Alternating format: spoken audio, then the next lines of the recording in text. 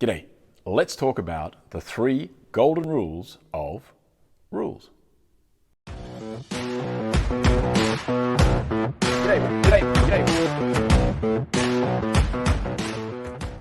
Rules are kind of a funny thing. We know that we need them for society to function, and there are some rules which we insist on following to the letter, yet other rules that we seem okay to break. And we get really upset when other people don't follow the rules, yet we find a way to justify it to ourselves whenever we break the rules. And that thought occurred to me today as I was crossing the street on my morning walk, against the flow of traffic, against the green light, little red man, clear on display, and as I did that, a guy drove past not wearing his seatbelt, and it blew my mind. Why would you not wear a seatbelt? It's a rule.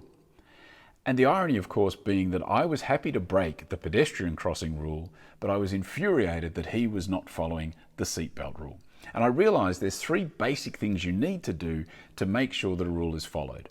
First of all, you need to make sure that it makes sense. Do I understand why that rule is in place?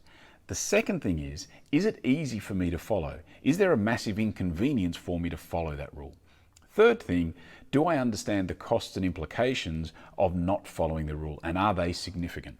So looking at seatbelts, do I understand why? Makes perfect sense. You don't wear them, you're going to have an accident, you might die. Makes sense. Second thing, is it easy to follow? Very easy. Seatbelt's right there, I just pull it and I'm done.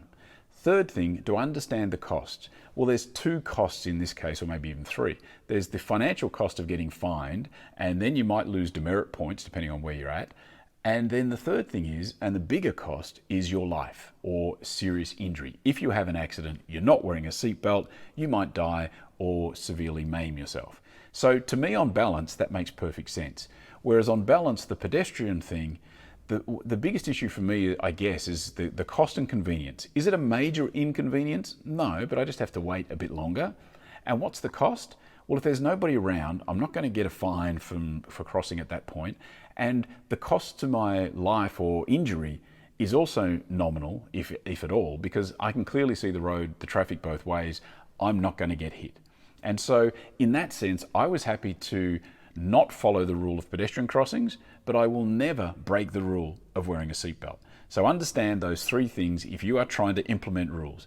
Do people understand why it makes sense? Is it easy for them to do it? And do they understand the costs and implications of not following the rules? Alrighty, that is it for today. I do thank you for your time, and I will be back again tomorrow. See ya.